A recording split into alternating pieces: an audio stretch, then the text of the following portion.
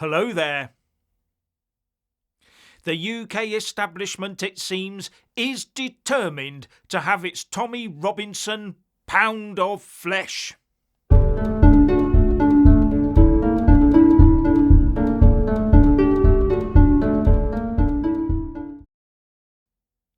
The Prime Minister, Keir the Neil Starmer, and his Home Secretary, Yvette Cooper, will be sleeping soundly tonight, because Tommy Robinson has, surprise, surprise, lost his Court of Appeal case to have his contempt of court sentence reduced. And on reading the judgment, I have one big worry. More on that in a minute. The establishment is intent on getting its Shylock's worth of a pound of flesh from the UK's premier political prisoner, Tommy Robinson. Now, Tommy still has 101 days to go until his release on the 26th of July, with the good news being that he has already served 170 days, so he is definitely on the downward leg of the sentence. And also, just to reiterate, or if you don't know, unlike criminals let out on licence, Tommy cannot be recalled to prison during the licence period after his release because he is a civil prisoner. Here's what the Court of Appeal judgment released today said on that. Thirdly, there is a difference post-release. A person sentenced to custody for a criminal offence will remain on licence and subject to recall throughout the post-release portion of the sentence. As the judge made clear, when the appellant is released, he will not be subject to any such conditions. So as I understand it, once released, Tommy cannot be sent back to prison even if he's on licence, unless he commits a new criminal offence or a new contempt of court and is prosecuted in a new case and is found guilty.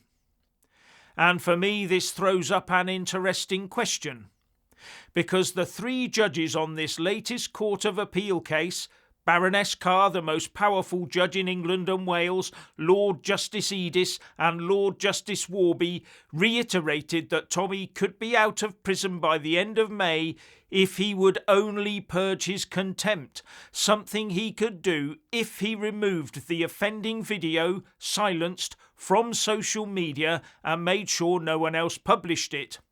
On doing that, he would be up for release within weeks, not months. But, and for me, this is a big but. In today's judgment, it also says that on release, that Tommy will not be subject to any form of licence condition. He will continue to be subject to the injunction and liable to sanction for contempt of court if he breaches the injunction. And the big but for me is, does that mean that if the video is still public at the time of his release, will that be deemed to be a new breach of the injunction on leaving prison? Because if the injunction is still in force, it doesn't sound like it's all over.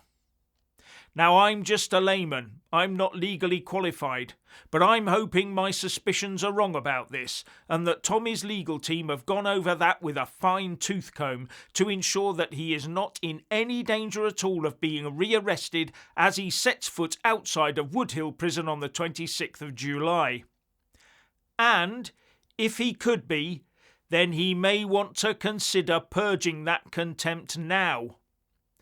I know that would be hard for him, because when the last case ended, Tommy held up a piece of paper to the camera in Woodhill from where he could see the live stream from the court, and on it said, "Free speech is non-negotiable.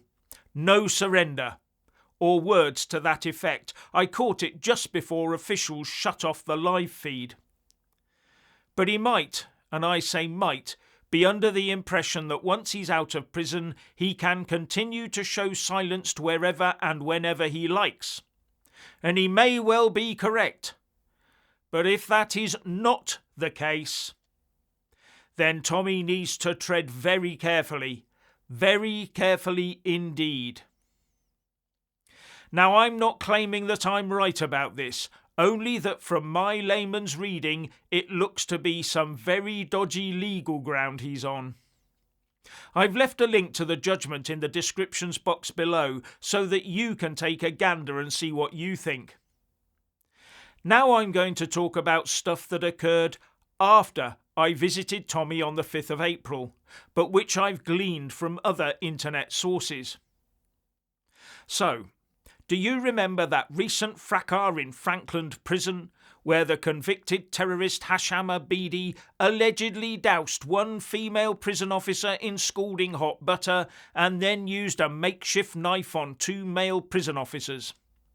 Well, the prison unit that he was housed in has, I'm told, been emptied of all its occupants, with Abedi himself, I believe, being sent to Belmarsh prison, and most, if not all of the rest, have been sent to Woodhill. Yes, Woodhill, where they are now accommodated in the segregation centre there. And Tommy and his visitors can see them out of the window in the exercise area, which Tommy used to use. They also, I am told, have access to a kitchen. And as far as I know, Tommy does not have access to a kitchen. And further, I'm informed, when Tommy previously asked about being given access to that area so he could use the kitchen, he was told it was impossible because it needed a lot of work doing to it, but suddenly it's instantly available for... well, you know who I mean. And GB News is running with a report saying, exclusive recordings of notorious jihadi Anjem Chowdhury reveal how Islamist prisoners have been mocking the British justice system for years. The never-before-heard recordings obtained by GB News provide what some describe as cast iron proof that convicted jihadis should face stricter isolation measures. But no, it's Tommy Robinson that gets the full attention of the establishment. And I'm also told that Chowdhury is also now in Woodhill. Not only that, if Tommy has lost access to some of the amenities he had before the ink went dry on this latest Court of Appeal judgment, based on the make-believe holiday camp that the government claims he lives in, then maybe those three judges need to take another gander at it and adjust it accordingly.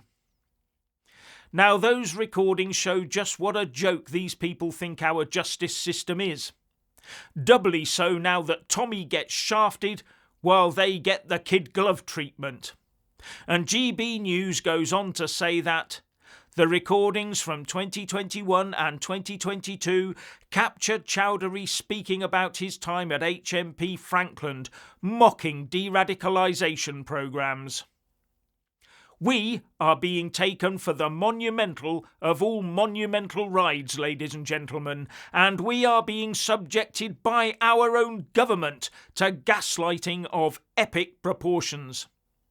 And when I say government, I mean the uniparty establishment government, because the Tories and Labour bear equal culpability for their times in office, aided and abetted somewhat by the Lib Dems when they were in coalition with the Tories. To say we need a clear out is a vast understatement. Finally, please like, subscribe and comment below, and a big shout out to our Patreon supporters. And thank you for watching.